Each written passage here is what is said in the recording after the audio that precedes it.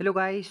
आज हम लोग करने वाले हैं chapter number 5 non current assets. और ये जो चैप्टर है बहुत ज़्यादा अच्छा चैप्टर होने वाला है। नॉन करंट एसिड्स आगे जाके भी आपको काम आने वाला है। फटाफट से हम लोग स्टार्ट कर लेते हैं। सबसे पहले बात करते हैं एसेट वर्सेस एक्सपेंस, यानी कि एसेट एक्सपेंडिचर वर्सेस एक्सपेंसेस, जिसको पहले रेवेन्यू एक्सपेंडिचर और कैपिटल एक्सपेंडिचर भी कहते थे। अब शायद से नाम इन्होंने बदल दिया है। और एक है एसेट एक्सपेंडिचर, एक है एक्सपेंसेस। एसेट एक्सपेंडिचर वो होता है, मान लो जैसे कि आप कोई भी एसेट्स में, एसेट आप समझते हो ना, जो भी आप लोग जो भी आपको इकोनॉमिक रिसोर्स वगैरह दे रहा है। हम लोगों ने पहले पढ़ चुके हैं कि एसेट्स की क्या क्या डेफिनेशन होती है।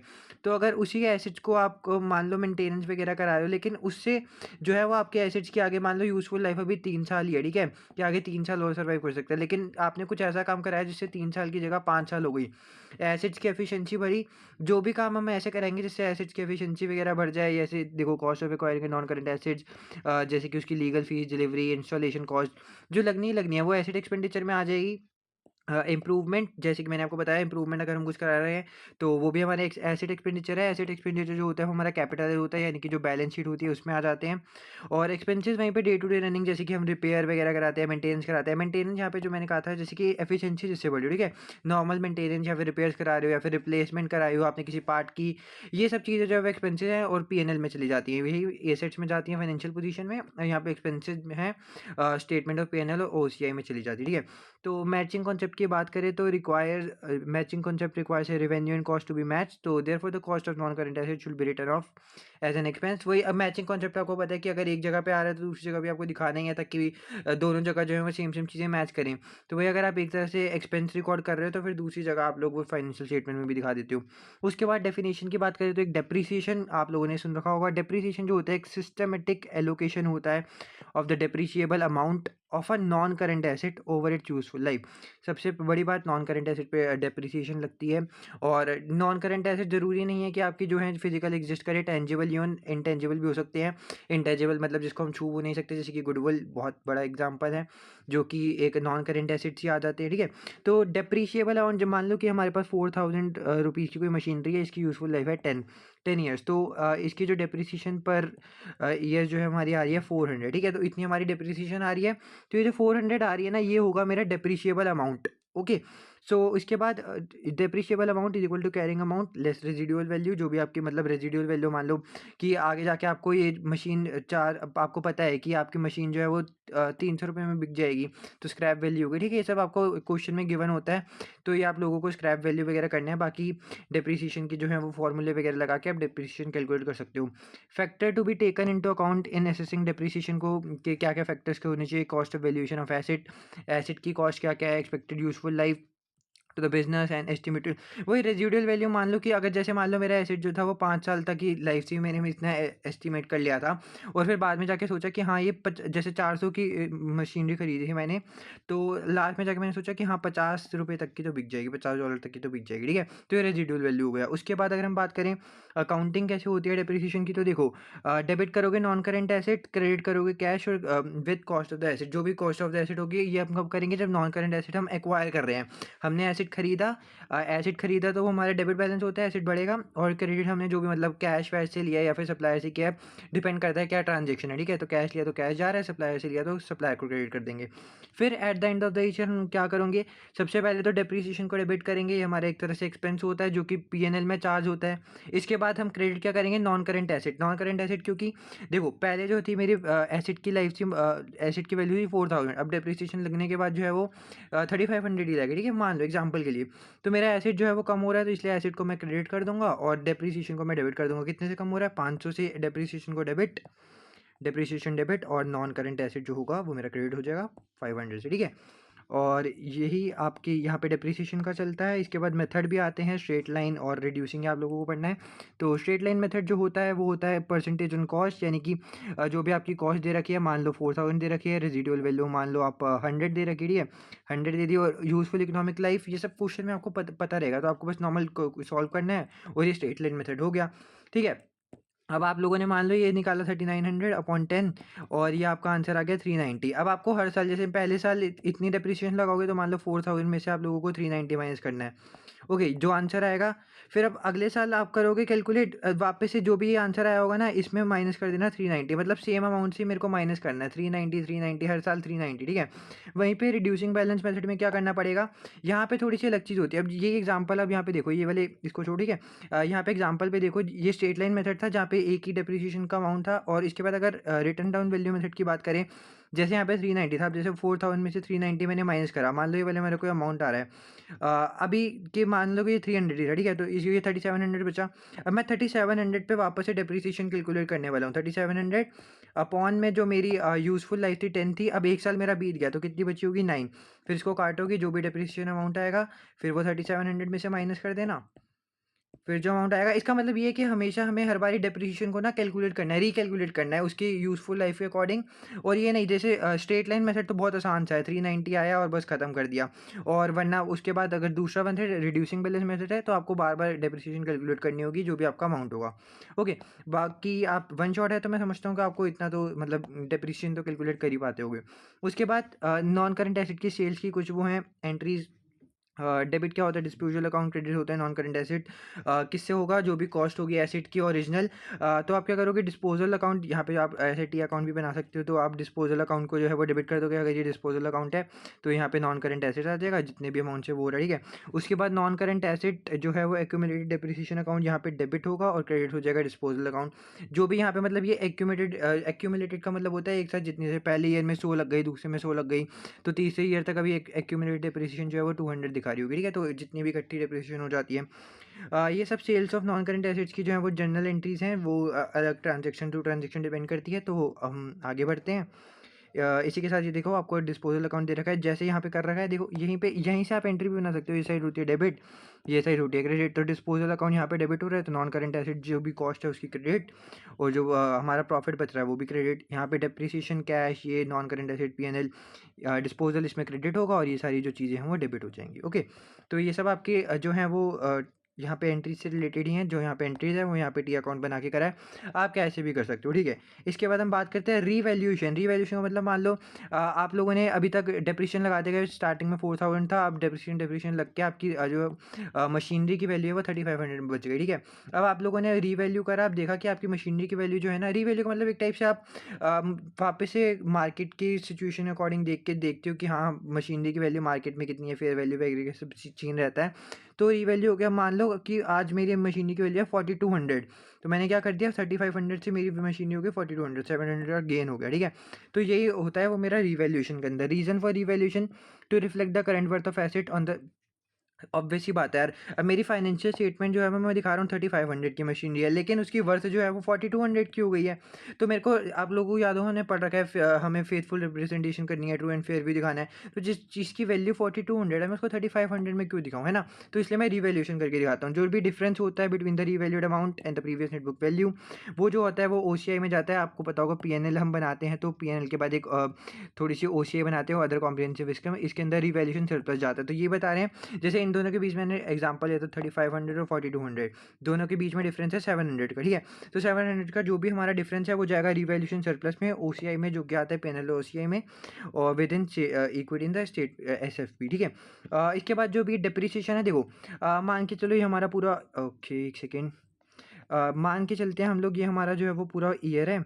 यहाँ पे मेरी वैल्यू थी 4000 और 10 ईयर का ही मान के चलते हैं, एस्टिमेटेड यूजफुल लाइफ थी। और यहाँ पे मेरा अमाउंट जो है वो रीवैल्यू हो गया, और ये हो गया मेरा 4200, ठीक है।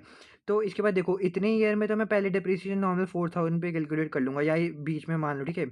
तो ये अगर हमारा जैन है, ये यहाँ पे 30 जून, और ये हो गया अपना 31 दिसंबर, ठीक है। आपको एग्जांपल से बताऊंगा तो आपको अच्छे से समझ में आ जाएगा। अब रिवैल्यूएशन कैसे कर रहे हैं, एक जन को हमारी 4000 की मशीनरी है, तो हमने डिप्रिसिएशन निकाला 4000, रेजिडुअल वैल्यू हमारी 0 है, ठीक है। तो हमारी स्टार्टिंग में जो है 400 डिप्रिसिएशन आ गई। अब मेरे को 6 महीने की निकालनी है, क्योंकि 6 महीने तक की है, फिर उसके बाद तो मेरा 4200 अमाउंट हो रहा है। तो 6 महीने कर देंगे तो हम, मेरी डिप्रिसिएशन स्टार्टिंग में आ जाएगी, वो होगी 200। तो 4000 में से 200 माइनस करा, अब मेरी वैल्यू जो बच रही है यहाँ पे 3800 है, ठीक है। लेकिन देखो यहाँ पे रिवैल्यू अमाउंट कितना दिखा रहा है 4200। ओके, तो मेरे को क्या करना है 400 का रिवैल्यूएशन करना है। तो रिवैल्यूएशन सरप्लस में ऐसे यहाँ पे मान लीजिए P&L और कॉम्प्रिहेंसिव इनकम जो है हमारा, उसका एक्सट्रैक्ट है। तो मैं रिवैल्यूएशन सरप्लस पे लिख दूँगा 400, ठीक है? और उसके बाद अब जो मैं डेप्रिसिएशन मेरी 200 आ रही थी, अब ये 4200 पे मैं डेप्रिसिएशन निकालूँगा, 4200। बाकी मेरे फाइनेंशियल ईयर में कितने महीने बचे हैं? 6 महीने। 6 महीने बचे हैं, ठीक है? और उसके बाद वो जो 10 साल भी था तो आधा साल उसका निकल गया, तो 9.5, ठीक है? ऐसे आप कर दोगे और उस जो भी आपका आंसर आएगा वो आपकी डेप्रिसिएशन आएगी। मान लो यहाँ पे एग्जांपल के लिए मैं मान लो जो भी कैलकुलेट कर रहे हो, जैसे यहाँ पे 200 थी, तो अब अगर अमाउंट बढ़ा तो डेप्रिसिएशन 250 हो गई। तो पूरे साल की डेप्रिसिएशन कितनी हुई? पहले 6 महीने लगी थी 200, बाद के 6 महीने लगी 250, तो टोटल डेप्रिसिएशन हो गई 450। तो पीएनएल में आपका एक डेप्रिसिएशन जाने वाला है और एक आपका ये जो ओसीआई में जो है वो रिवैल्यूएशन सरप्लस जाएगा, जो भी आपका डिफरेंस था। ओके, आई होप आप लोगों को क्लियर होगा। वरना यूट्यूब की वीडियो गाइस तो आप लोग रिवाइंड भी करके देख सकते हो। बाकी एक बारी में नहीं समझ आता आप लोग हाँ वही रिवाइंड वगैरह करके देखो, आप लोगों को समझ में आ जाना चाहिए। यही आपका रिवैल्यूएशन का खेल था। और उसके बाद डबल एंट्री क्या क्या होती है, अगर एंट्रीज के बारे में बात करें तो सबसे पहले नॉन करंट एसेट डेबिट और रिवैल्यूएशन सरप्लस क्रेडिट। एक तरह की इनकम हो सकती है, तो इसलिए इनकम जो होती है क्रेडिट होती है। एसेट की वैल्यू बढ़ रही है तो एसेट इसलिए डेबिट हो रहा है। और जो भी हमारी डेप्रिसिएशन है, एक्यूमुलेटेड डेप्रिसिएशन, उसको डेबिट करते हैं और रिवैल्यूएशन सरप्लस को क्रेडिट करते हैं, ताकि हम जो भी रिमूव कर सकते हैं एक्सेस डेप्रिसिएशन। मतलब मान लो वही पहले 200 डेप्रिसिएशन लग रही थी, अब 250 लग रही है, तो एक्सेस डेप्रिसिएशन कितनी है मेरी? 50, ठीक है? तो इसको रिमूवल के लिए ये सब ये एंट्री पास करते हैं। ये डबल एंट्री एक्सेस डेप्रिसिएशन वही आ गई। रिवैल्यूएशन सरप्लस ये आपकी थी ना 50 रिवैल्यूएशन सरप्लस, और रिटेन्ड अर्निंग को क्रेडिट कर दिया। ये जो है वो आपकी एक्सेस डेप्रिसिएशन आ जाएगी, जो भी आपकी एक्सेस डेप्रिसिएशन, ठीक है? और ये आपका एक्यूमुलेटेड डेप्रिसिएशन के लिए था।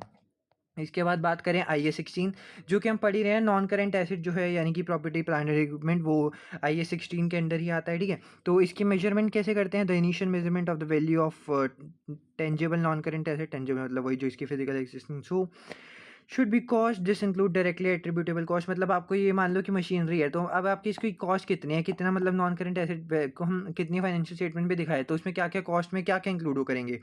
जितना भी आप मान लो एक मशीन को खरीद के ला रहे हो, उसकी इंस्टॉलेशन कॉस्ट वगैरह लगती है, वहाँ पे कुछ लीगल कॉस्ट वगैरह आपको देनी पड़ती है। मतलब जब तक मानो आप कोई भी एसेट को लेकर आ रहे हो, जब तक वो चल नहीं सा अच्छे से वर्किंग कंडीशन में नहीं आ रहा, उसको वर्किंग कंडीशन में लाने के लिए जितनी भी कॉस्ट लग रही है ना, वो आपकी जो है वो डायरेक्ट कॉस्ट हो जाएगी, और वो आपकी एसेट्स में मान लेंगे। मान लो आप लोगों ने एक मशीन खरीदी 2000 की, लेकिन उसको इंस्टॉलेशन कॉस्ट आपकी 1000 लग रही है, लीगल कॉस्ट 500 लग रही है, ये सब है, इसके बिना आपकी मशीनरी चल ही नहीं सकती। तो अब आपकी मशीनरी की वैल्यू जो है वो फाइनेंशियल स्टेटमेंट में 3500 रुपीज़ दिखेगी। ओके, और डेप्रिसिएशन कैसे करेंगे? Each part of an asset with a cost that is significant, वही हम अब जैसे 3500 है तो मैं इसी पे डेप्रिसिएशन करने वाला हूँ। Review of residual value, useful life and depreciation method. Residual value का मतलब मैं आपको ऑलरेडी बता चुका हूँ, तो इसका रिव्यू कैसे करेंगे? They should be reviewed at least each financial year end, मतलब हर जब भी हमारा ईयर एंड होगा, तो आप लोगों को ईयर एंड पे देखना है कि हाँ कोई इसकी रेजिडुअल वैल्यू तो नहीं है, कि मतलब मान लो अगर हमारी 2 साल मशीनरी बीत चुकी है, 5 साल की मशीनरी की लाइफ थी, यहाँ पे रेजिडुअल वैल्यू थी जो 50 थी, लेकिन अब आपको पता चल रहा है अब आपकी रेजिडुअल वैल्यू है ही नहीं, अब आपकी मतलब ये मशीनरी आगे जाके बिक ही नहीं सकती, ठीक है? तो ये सब आपको सोच के रखना होता है। यूजफुल लाइफ मान लो पहले 5 साल की थी, ठीक है? अब 2 साल तो ऑलरेडी बीत चुके हैं, मतलब अभी 3 साल की मशीनरी अभी और चलेगी, लेकिन आपको पता चलता है नहीं भाई अब यूजफुल लाइफ 4 साल की बच रही है, मतलब अब 2 साल ही चलेगी, ठीक है? तो आपको हर फाइनेंशियल ईयर के एंड में जो है वो देखते रहना पड़ेगा, और जो भी इसमें चेंज आता है वो कहते हैं चेंजेस इन अकाउंटिंग एस्टीमेट, जो कि IAS 8 के अंदर आता है। इसके बाद डी रिकॉग्निशन कैसे करते हैं? मतलब आप एसेट को पहले रिकॉग्नाइज कर देते हो, फिर उसको डी रिकॉग्नाइज मतलब हटाना हो तो कैसे करते हो? Derecognise an asset on disposal, और डी रिकॉग्नाइज कब करते हो? आप अपनी फाइनेंशियल स्टेटमेंट में लिख रहे हो जब भी आपका एसेट आ रहा है, तो जब बेच दोगे तो आप उसको डी रिकॉग्नाइज कर दो, हटा दो अपनी फाइनेंशियल स्टेटमेंट वगैरह से। या फिर तब कर सकते हो जब भी आपको लगे कि हाँ भाई इससे मेरे को कोई इकोनॉमिक बेनिफिट नहीं होने वाला है, अब ये मेरे किसी काम का नहीं है।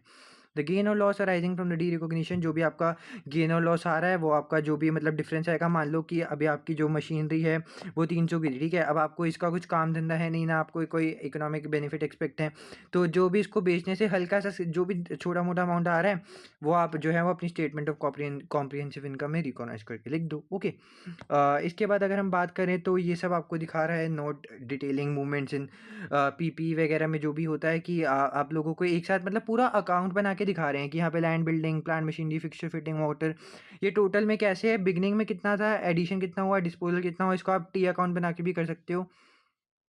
यहाँ पे आपको नॉर्मली मतलब दिखा रखा है कि जैसे आप पहले कॉस्ट है, ठीक है? पहले आपने कॉस्ट को लिख लिया, उसके बाद आप जो भी एडिशन हो रही है उसको ऐड कर दो, फिर आपने जितना बेचा उसको माइनस करो तो आपको बैलेंसिंग फिगर आ जाएगी। ये तो आपको मतलब एक मान लो टेबुलर फॉर्म टाइप में थोड़ा दिखा रखा है कि यहाँ पे एसेट्स की ऐसे करोगे, फिर डेप्रिसिएशन, फिर कैरिंग अमाउंट, फिर जो आपका लास्ट में बच जाएगा वो आपका यहाँ पे बैलेंसिंग सीडी बच जाएगा, क्लोजिंग बैलेंस, ठीक है? आप इसको टी अकाउंट बना के भी कर सकते हो, और आप लोग मैं उम्मीद करता हूँ आप लोग अगर इसके पहले ही लेक्चर देख चुके हो, क्योंकि वन शॉट है तो वन शॉट का मतलब आप लोग पहले ही सुन चुके हो, ठीक है? तो आप इसमें यहाँ पे टी अकाउंट फॉलो करोगे तो ज़्यादा बेटर रहेगा। ये जब चीज़ें जो है उसको नहीं फॉलो करो तो बेटर रहेगा। इसके बाद मैंने आपको बताया था नॉन करेंट एसेट जो होते हैं वो खाली टेंजिबल एसेट नहीं होते, जिसकी मतलब फिजिकल एक्सचेंज होती है, वही खाली एसेट्स नहीं होते, हमारे इनटेंजिबल एसेट्स भी होते हैं, जैसे कि गुडविल वगैरह के एग्जांपल आपको दिया था, ब्रांड, ये सब चीज़ें हो गई, ठीक है? Many entities invest significant amount with the intention of obtaining future value in areas such as scientific और टेक्निकल नॉलेज, जिसको हम छू नहीं सकते। लेकिन हाँ, अगर मान लो कोई बंदा आपको एक्सपीरियंस के साथ मिल रहा है कि चलो मान लो आप लोग ये कोचिंग सेंटर खोल रहे हो, वहाँ पे आपको एक बहुत बंदा एक्सपीरियंस मिल रहा है, उसके पास बहुत अच्छी अच्छी स्किल्स हैं, ठीक है? तो उसकी जो स्किल्स वगैरह हो गई वो आपके लिए एक इंटेंजिबल एसेट है। तो वही आपको बता रहा है, डिज़ाइन हो गए नए प्रोसेस के, सिस्टम्स के, लाइसेंस हो गए, कोटाज हो गए, इंटेलेक्चुअल प्रॉपर्टी जैसे कि कोई पेटेंट या फिर कॉपीराइट। मान लो आप यहाँ पे यूट्यूब पे बहुत कॉपीराइट लगते हैं, मान लो एक बंदा कंटेंट बना रहा है, उसका कंटेंट हटा के कोई दूसरे चैनल पर डाल रहा है, तो उसको कॉपीराइट देगा, क्योंकि जो बंदा बना रहा है उसके पास राइट है कि हाँ ये मेरा कंटेंट है, अगर तुम चुराओगे तो तुम्हें कॉपीराइट दे देंगे। ये इंटेंजिबल एसेट्स के अंदर आ गए, ठीक है? All these expenses may result in future benefit to the entity, इनसे जो है फ्यूचर बेनिफिट मिलता है, but not all can be recognise as asset. हर किसी को एसेट्स की तरह रिकॉग्नाइज नहीं कर सकते। ऑब्जेक्टिव क्या होता है? आई एस 38 देखो, ये एक अकाउंटिंग स्टैंडर्ड होता है जो कि इंटेंजिबल एसेट्स के बारे में बताते हैं कि हाँ ये इंटेंजिबल एसेट्स हैं, ऐसे रिकॉग्नाइज करना है, ऐसे डी रिकॉग्नाइज करना है, ठीक है? बाकी IS 5 पे देखो, अब बाकी हम डेफिनेशन देखें तो N intangible asset is an identifiable non monetary assets without physical substance, मतलब कि इनकी फिजिकल एग्जिस्टेंस नहीं होती, एक नॉन मॉनिटरी एसेट होते हैं जिनको हम आइडेंटिफाई कर सकते हैं, ठीक है? जिसको आइडेंटिफाई नहीं कर सकते, जिसको पहचान नहीं सकते, वो किस बात का इंटेंजिबल एसेट। इसके बाद to meet the definition the asset must be identifiable, यानी कि separable from the rest of the business और अराइजिंग फ्रॉम लीगल राइट्स, यानी कि मतलब बिजनेस से उसको अलग करा जा सके। कि मान लो हम लोगों ने एक ब्रांड परचेज किया, ठीक है, जिसकी इंटेंजिबल एसेट इंटेंजिबल है, जो हमें मतलब है, तो उसको हम फाइनेंशियल स्टेटमेंट में कर देंगे रिकॉग्नाइज। जैसे इंटरनली जनरेटेड भी कोई चीज़ें होती हैं जिसको हम फाइनेंशियल स्टेटमेंट में वैसे नहीं भी दिखाते, ठीक है? वो सब बाकी अलग की बात है, लेकिन it must also meet the normal definition of the asset. देखो, इंटेंजिबल एसेट तो एसेट है, एसेट की डेफिनेशन हम ऑलरेडी पढ़ चुके हैं, रिसोर्सेज वगैरह होते हैं, इकोनॉमिक रिसोर्स होते हैं, कंट्रोल करनी चाहिए, तो ये सब चीज़ें भी आनी चाहिए, साथ में वो इंटेंजिबल की डेफिनेशन भी मीट करनी चाहिए, यानी कि आइडेंटिफिएबल हो, नॉन मॉनिटरी एसेट हो और विदाउट फिजिकल सब्सटेंस हो, मतलब उसका फिजिकल एग्जिस्टेंस नहीं होनी चाहिए, होगी तो मतलब वो टेंजिबल में आ जाएगा, ठीक है? रिकॉग्नाइज कैसे करते हैं हम लोग इसको? To be recognise in the financial statement and intangible must meet the definition of intangible asset, ठीक है, जो हमने डेफिनेशन पढ़ी, और जो फ्रेमवर्क की डेफिनेशन है उसको भी मीट करना चाहिए। It is probable that the future economic benefit attributable to asset will flow, मतलब वही आगे एंटिटी में पैसा आएगा। Cost of the asset can be measure, मतलब जो भी उसकी कॉस्ट है उसको रिलायबल, ये नहीं है कि हम उसकी कॉस्ट नहीं सोच पा रहे, अच्छा ये इसकी वैल्यू 50 थी या 60 थी या आई थिंक 80 थी, मतलब ऐसे नहीं होना चाहिए। आपको उसकी कॉस्ट जो है वो रिलायबली में मेजर कर पाओगे तो तभी आप कर सकते हो, ठीक है? इफ़ दीज क्राइटेरिया मेट, अगर ये सब क्राइटेरियाज मेट कर जाते हैं तो एसेट को जो है वो रिकॉग्नाइज कर देना चाहिए, जो भी उसकी कॉस्ट है। डिस्क्लोजर की बात में यार, the note to the account will detail the intangible non current asset in the statement of financial statement at net book value, जो भी उनकी नेट बुक वैल्यू है वो आप डिस्क्लोजर में जाके वो उसको नोट के रूप में भी दे सकते हो, ठीक है? इसके बाद एक और मेन एरिया जिस पे थोड़े से एमसीक्यूज आ सकते हैं, रिसर्च और रिकॉग्निशन इनकी कैसी होती है? रिसर्च और डेवलपमेंट होता है, तो the main area for examination in this standard is the research and development. ये देखो, इन्होंने आपको बता दिया, तो अच्छे से पढ़ना है। रिसर्च क्या होता है? देखो, original and plan investigation undertaken with the prospect of gaining new scientific और technical knowledge and understanding. Research का मतलब आप जो भी समझो, रिसर्च में मतलब जो भी आप काम करोगे तो वो तो सबसे पहली बात आपका पीएनएल में जाने वाला है, ठीक है? यहाँ पे आपको बता रखा है एक्सपेंडिचर जो भी होगा वो एक्सपेंस की तरह जाएगा पीएनएल के अंदर। और सबसे बड़ी बात, आपको रिसर्च अगर पहचानना है तो देखो, अब यहाँ पे कुछ काम वाम नहीं कर रहा है, बस देखो टेक्निकल नॉलेज ले रहे हो, साइंटिफिक नॉलेज ले रहे हो, अंडरस्टैंडिंग ले रहे हो। आपको मान लो कोई भी प्रोडक्ट है या फिर कुछ भी आप आगे करने जा रहे हो अपनी कंपनी के अंदर, तो आप लोग क्या सोचोगे? मतलब नई नई उसके बारे में जानकारी लोगे, टेक्निकल नॉलेज लोगे, साइंटिफिक नॉलेज लोगे, उसके बारे में अंडरस्टैंडिंग लोगे, ठीक है? तो जितना भी आप इसमें खर्चा-वर्चा करोगे वो आपका एक्सपेंस होता है जो कि आप पी&एल के अंदर डालोगे। और यहीं पे आपको बहुत सारी चीज़ें देंगे तो बताएँगे कौन-सा बताओ रिसर्च की कॉस्ट है तो और कौन-सी डेवलपमेंट की। वहीं पे डेवलपमेंट जो है वो दूसरी ओर होता है अपना जो भी हमने मान लो रिसर्च वगैरह कर ली कि हमने मान लो कोई चीज़ बनानी थी, तो मैं इसके बारे में सोचा हूँ अच्छा ये यहाँ पे हम बना सकते हैं, इसके बारे में पूरी अंडरस्टैंडिंग ले ली, ये इन लोगों तक फैला सकते हैं, तो जितना मेरे को इतने में खर्चा आया वो तो मेरा रिसर्च हो गया। अब मैंने ये सारी चीज़ें कर ली, इस सब की रिसर्च कर ली, अब उसके बाद इस चीज़ की मैं एप्लीकेशन करूँगा, एप्लीकेशन ऑफ रिसर्च फाइंडिंग्स और अदर नॉलेज टू प्लान और डिज़ाइन और द प्रोडक्शन, मतलब वही मेन चीज़ है। अब मैंने सब चीज़ों की रिसर्च कर ली जो भी मेरे को प्रोडक्ट वगैरह करना था, अब मैं इसको इम्प्लीमेंट कर रहा हूँ ना, इम्प्लीमेंट करूँगा तो वो मेरी डेवलपमेंट के अंदर आ जाएगी। तो the cost of internally generated development work, जो भी मेरी कॉस्ट वगैरह होती है, इसके अंदर कॉस्ट ऑफ मटेरियल आ सकते हैं, सर्विस लेबर आ सकती हैं और फीस टू रजिस्टर और लीगल राइट, जो भी सारे आते हैं वो डेवलपमेंट के अंदर आएंगे। और डेवलपमेंट का रिकॉग्निशन कैसे होता है, इसको मैं एक इंटेंजिबल एसेट की तरह मानता हूँ और इसके अंदर ये सारी थोड़ी चोरी जो क्राइटेरियाज हैं वो भी मेट करने ज़रूरी हैं, ठीक है। तो जब ये सारे क्राइटेरियाज मेट कर जाएंगे तो उसके बाद मैं इसको डेवलपमेंट को इंटेंजिबल एसेट्स की तरह और फिर मैं उसको आगे जाके अमोर्टाइज भी कर सकता हूँ। अमोर्टाइज मतलब अगर जैसे हम नॉन करेंट एसेट जो हमारे टेंजिबल होते थे उस पर हम डेप्रिसिएशन लगाते थे, इनटेंजिबल जो होती हैं उस पे हम अमोर्टाइजेशन लगाते हैं, ठीक है। ये सब क्राइटेरिया क्या है, टेक्निकल फिजिबिलिटी हो, ताकि मतलब ये है कि हाँ हमें जो जो भी हम डेवलपमेंट करने वाले हैं, जो भी मैंने आपको बताया प्रोडक्ट है, अब इसको इम्प्लीमेंट कर रहे हैं ये सब चीज़ें, तो हाँ इसकी टेक्निकल फिजिबिलिटी हो कि हम जो है डेवलपमेंट को कंप्लीट करेंगे। Intention of the entity to complete, वही इंटेंशन होनी चाहिए कि हाँ भाई ये नहीं है कि अभी स्टार्ट किया तो ख़त्म करना ही नहीं है। Ability of the entity to use और सेल द आइटम, मतलब उनके पास ऐसा कंट्रोल रहना चाहिए कि या तो मैं वो उसको यूज़ कर सकूँ या तो मैं उसको बाद में आगे जाके बेच सकूँ। वही आगे इकोनॉमिक बेनिफिट होना चाहिए, अवेलेबिलिटी और रिसोर्सेज टू कंप्लीट, मतलब इतने मान लो मेरे को ये जो मान लो ये मेरा प्रोडक्ट है, इस पे मैं रिसर्च वगैरह कर चुका हूँ, अब मैं इसको इम्प्लीमेंट कर रहा हूँ कि ये जो है मेरे कंपनी के अंदर वर्क करने लग जाए। तो मेरे पास इतने रिसोर्सेज होने चाहिए कि हाँ मैं उसको इस स्टेज पे ला सकूँ कि हाँ मैं इसके बाद इसको जाके जो भी बेच सकूँ या फिर कंट्रोल वगैरह कर सकूँ। तो उसको कंप्लीट करने के लिए रिसोर्सेज होने चाहिए और एबिलिटी का हो ताकि मैं उसको मेजर कर सकूँ। वही अगर मैं इसकी मेजरमेंट ही नहीं निकाल पा रहा कि मतलब आगे जाके मैं इसकी मेरे लिए कितनी वैल्यू है, तो मेरे आगे जाके कोई डेवलपमेंट में मीट नहीं करेगा, फिर इसको नॉर्मल एक्सपेंस की तरह कर दोगे। अगर ये सारी चीज़ें क्राइटेरिया मीट करते हैं तो डेवलपमेंट में डाल दो, जो भी अमाउंट आएगा उस हिसाब से इंटेंजिबल एसेट मानेंगे और जो भी उस पे अमोर्टाइजेशन लगते हैं उसको निकालते रहो हर ईयर के अकॉर्डिंग। अगर नहीं होता तो फिर आपको कुछ नहीं करना है, एक्सपेंस की तरह ट्रीट करो और पी&एल के अंदर डाल दो। अमोर्टाइजेशन जो कि मैं आपको बता चुका हूँ वही इंटेंजिबल एसेट्स पे डलता है और डेप्रिसिएशन की तरह ही होता है, वो फिक्स्ड ऐसे टेंजिबल पे लगता है और अमोर्टाइजेशन इंटेंजिबल पे लगता है। और इसी के साथ हमारा चैप्टर नंबर ये भी जो है 5th कंप्लीट हो चुका है। अगर आप यहाँ तक रुके हो तो भाई मतलब आप लोगों को अच्छी वीडियो लग रही होगी, बाकी अच्छी लगी होगी तो सब्सक्राइब कर देना है चैनल को, वीडियो पे लाइक कर देना। और मैंने जो है बाकी जो है सब्जेक्ट्स हैं F1 और F2 उसकी भी वीडियो बना रखी है, वो भी आप देख सकते हो, डिस्क्रिप्शन में लिंक होगी। बाकी मैं मिलता हूँ आपसे नेक्स्ट वीडियो में। Thank you so much for watching. Bye bye.